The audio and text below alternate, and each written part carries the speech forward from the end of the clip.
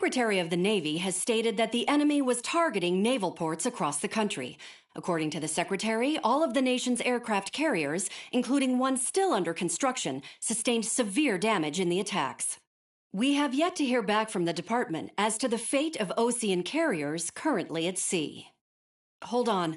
I've just received breaking news.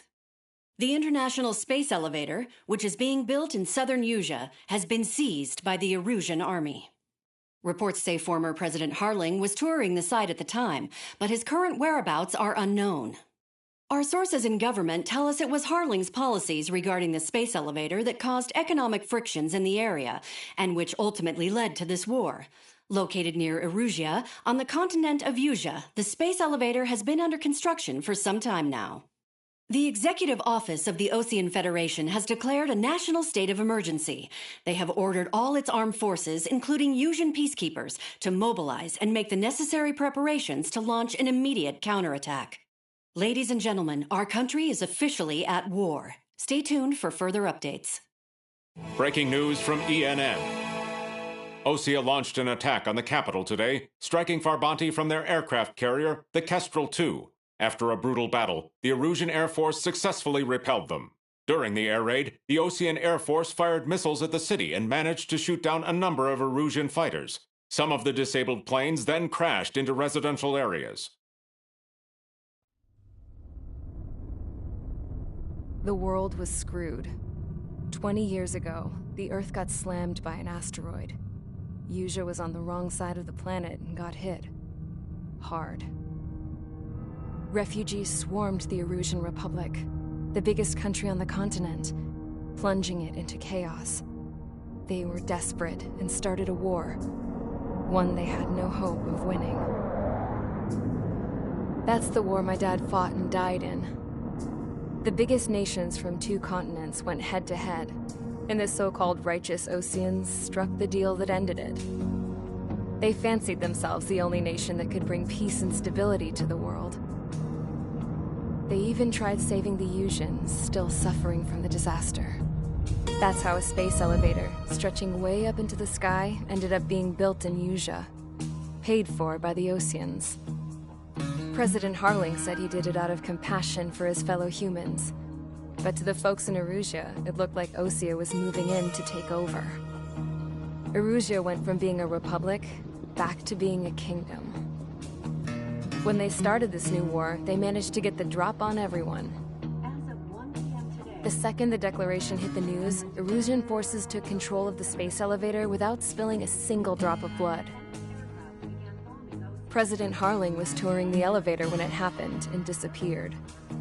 Then, while that was going on, the Erusian ships that were docked all around Osea released a swarm of drone fighters they had hidden on board in containers. No one thought they were capable of doing what they did that day. With pinpoint accuracy, they managed to take out everything that was military, and not a single civilian was hurt in the process. Osea pissed lots of people off with their huge military presence around the world.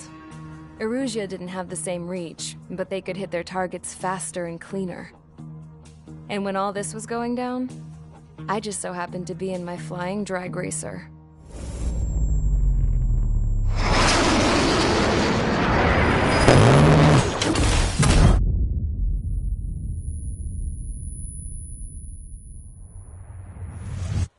In case you were wondering, yeah, I survived. I crashed in a bombed-out Ocean Air Force base, then got arrested for breaking wartime aviation laws or some crap. The world went from being at peace to being at war, all in the blink of an eye. Princess Rosa Cassette Delise of the Kingdom of Erusia. Today, Ocean airstrikes have shattered the lives of countless Erusians. Their attacks practically leveled the school I went to. It is heartbreaking. Tragic. I was tried, found guilty, and stuffed into a cargo ship. For company, I had some court-martialed soldiers. And remember those mothballed planes I told you about before? They were loaded on the ship, too. We headed off down south for several days, and then swung east. That's how I got here. I was thousands of kilometers from Erusia on the opposite side of the Yuzian continent. For a port, it was dull as hell. It had 3 rusty patrol boats, and the base? The fences were topped with razor wire, the tower had a searchlight and machine guns, and a truck with a gun turret was parked in front of the gate. Its gun was aimed at the yard. This was a prison. This place looked like a full-on base, but half the tanker trucks were just big balloons, and the runways weren't even paved, just painted on the dirt. The whole place was just one big fat lie. The only reason I was here is because they knew I'd restored a supersonic plane. They wanted me to make something out of the mothballed planes they brought, that they could park on the fake runway. Can you believe that shit? So, I tried to escape.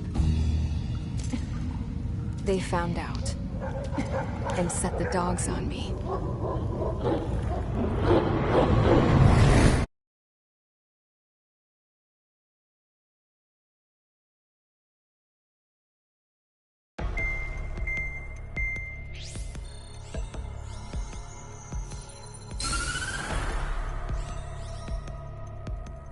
Erusia has made a declaration to the Ocean Federation and all countries on the Yuzian continent stationing the IUN peacekeeping force that we are now at war. Right after the declaration was made, surprise attacks began around the continent that have inflicted major damage to our armed forces. Forces aligned with Erusia are currently appearing throughout Yusia. The combination of these forces has overwhelmed the majority of the continent, and they are now encroaching on us in the east. Additionally, the multinational space elevator has been seized by the Erusian military. After the previous war, the space elevator became both a symbol of peace and a valuable asset in the fight against growing energy concerns. Control of it will have enormous influence over the entire continent. We cannot turn a blind eye to this critical situation. The Fort Gray's Air Base Squadron has been entered into the order of battle to reclaim the elevator as an advanced element. First, you will attack all hostiles coming in the east of Schofield Plateau to stop any interference with the Allied ground troops. The enemy has deployed several vehicles equipped with anti-air radar along the roads. You are to destroy them. They should not pose much of a threat. However, there is a high likelihood that the attack will draw more enemy air support. If that happens, fight them off swiftly and establish air superiority.